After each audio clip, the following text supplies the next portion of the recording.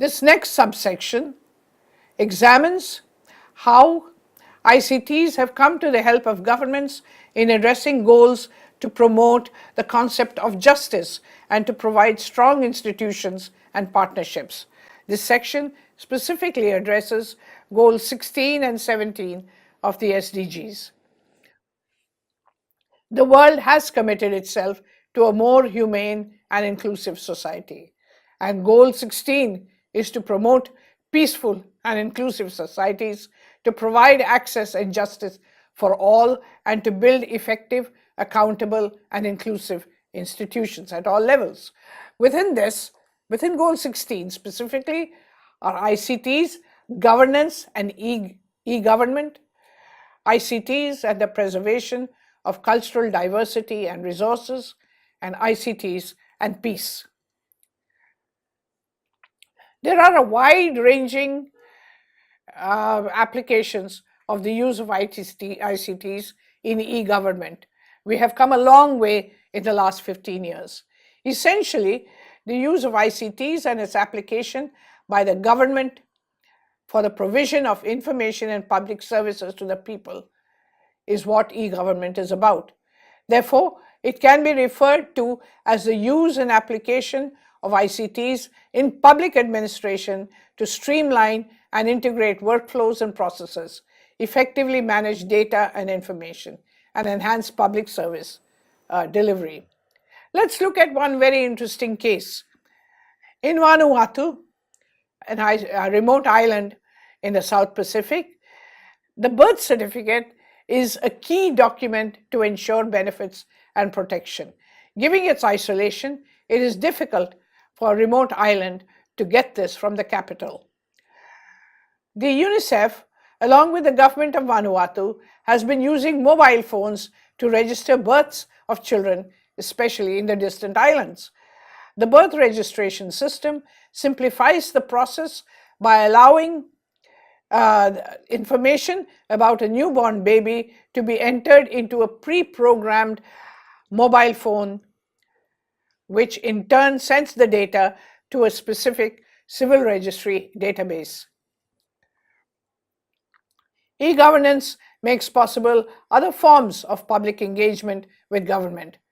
Government websites and portals can include citizen chapters for citizens to be aware of their rights with reference to specific services.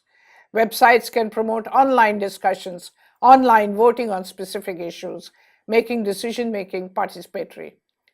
Social media can serve as an additional information channel, a mechanism for feedback and consultation, enhance citizen participation, and as a platform for increased interagency collaboration. Looking at another dimension of justice, that is cultural diversity, resources, and the preservation of these. ICTs can today be used through a carefully planned strategy to preserve culture through two processes. One is the process of digitization, the documentation basically in digital form of existing cultural resources, and the creation of digital products such as videos, animations, tutorials, booklets, and interactive websites that outline histories and cultures. Once such digitization has taken place, there is a need for distribution, and the use of emerging technologies and contemporary cultural modes of expression, including Web 2 applications, can be used to promote cultures across the world. A third dimension of justice is peace. There can be no development without peace.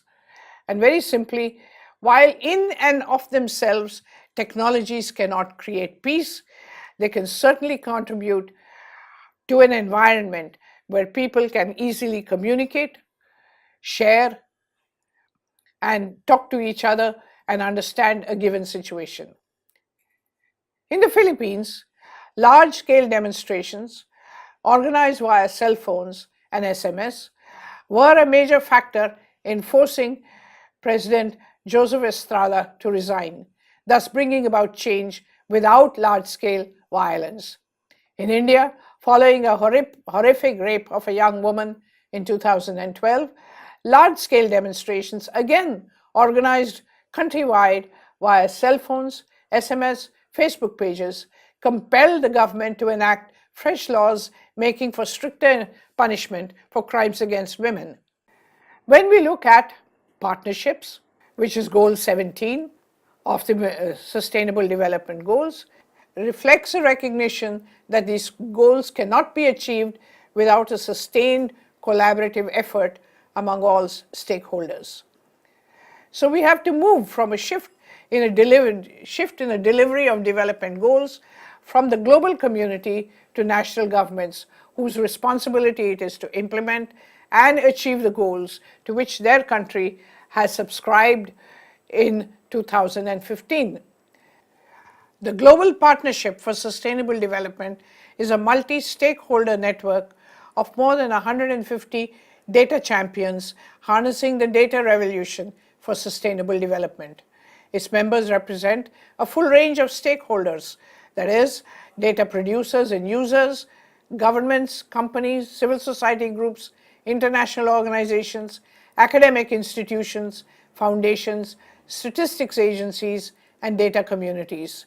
The global partnership serves an invaluable convener, connector, and catalyst, building trust and encouraging collaboration among stakeholders to fill critical data gaps and ensure that data are accessible and usable to address many of the SDGs.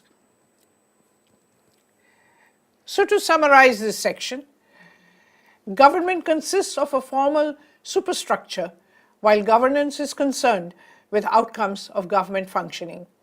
The purpose of ICT interventions in government is to optimize efficiency and provide citizen-friendly services that encourage greater participation. Social media in particular have enabled and increased government's reach, interaction, and engagement with citizens. Two ways in which ICTs can be used to preserve and promote cultural heritage are digitization and distribution. ICTs can also be used in conflict prevention and management, peace operations, humanitarian relief, and post-conflict peace building and reconstructions. And to promote peace, ICTs can be used by communities to understand each other.